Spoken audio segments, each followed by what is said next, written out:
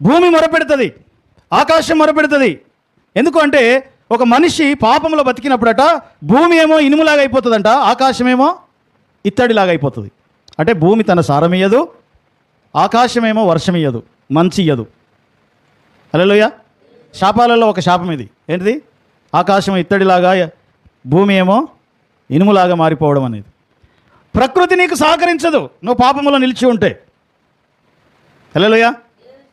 ఆకాశం నీకు సహకరించదు నువ్వు వర్ధిల్లడానికి, నువ్వు అభివృద్ధి చెందడానికి.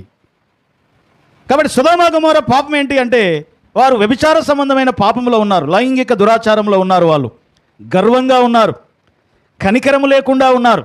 సొదొమ పాపం ఎలాంటిదో తెలుసా?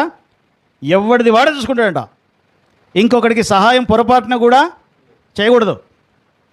అక్కడ పాపం లీగలైజ్ చేయబడింది, చట్టం చేయబడింది, అన్యాయం చట్టం చేయబడింది.